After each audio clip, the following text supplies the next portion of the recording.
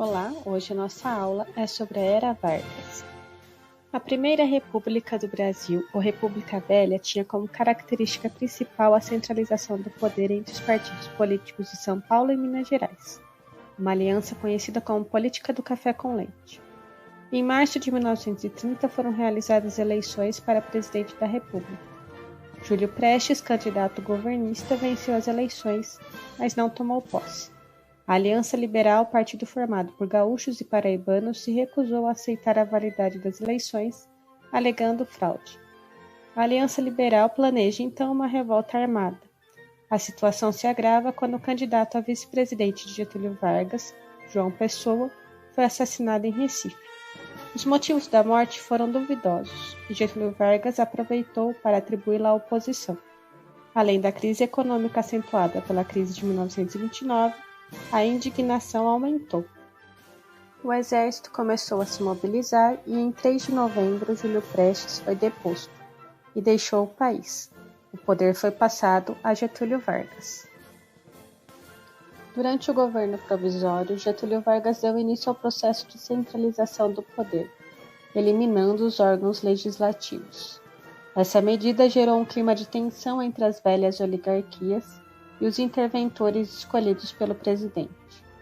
A principal oposição do governo concentrou-se em São Paulo. A partir da exigência paulista em se realizar eleições para a elaboração de uma Assembleia Constituinte, ocorreu a Revolução Constitucionalista de 1932. O fortalecimento do setor cafeeiro, junto com as insatisfações pela nomeação de um interventor tenentista pernambucano em São Paulo, elevou as tensões com o governo provisório. São Paulo exigiu um governo paulista e civil. Em 23 de maio de 1932, durante uma manifestação, 5 jovens morreram. Mário Martins de Almeida, Euclides Bueno Miragaia, Drauzio Marcondes de Souza e Antônio Camargo de Andrade se tornaram símbolo da Revolução Constitucionalista de 1932, formando a sigla MMDC. O quinto jovem, Orlando Alvarenga, faleceu meses depois. Os paulistas se mobilizaram contra as tropas federais e no dia 9 de julho de 1932 teve início a revolta. Os paulistas foram derrotados após 3 meses de combate. Mesmo vencendo os paulistas, Getúlio Vargas convocou eleições para a Constituinte.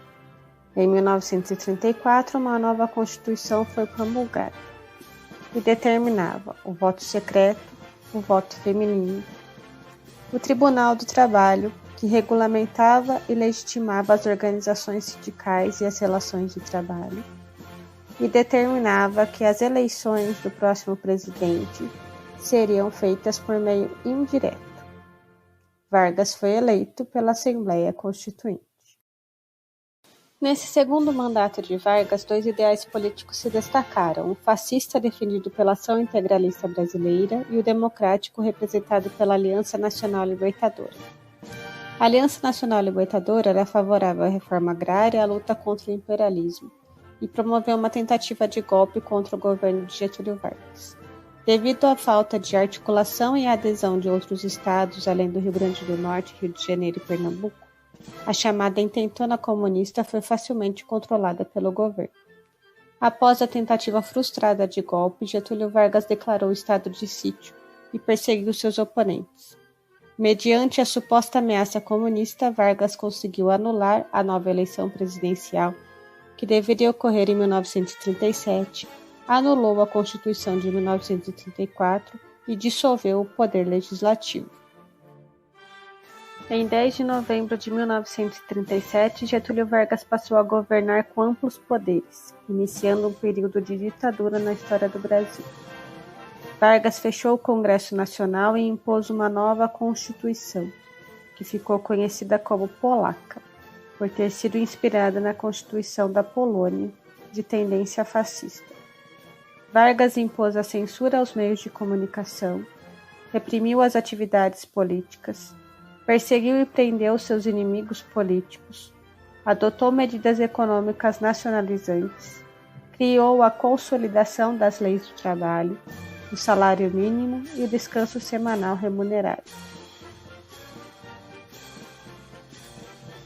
Na política externa, o Brasil participou da Segunda Guerra Mundial contra os países do eixo, uma grande contradição do governo Vargas, que dependia economicamente dos Estados Unidos e possuía uma política semelhante à alemã.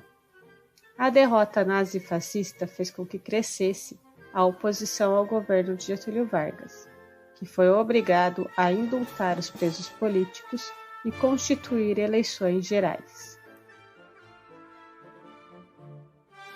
Até a próxima, pessoal. Tchau, tchau.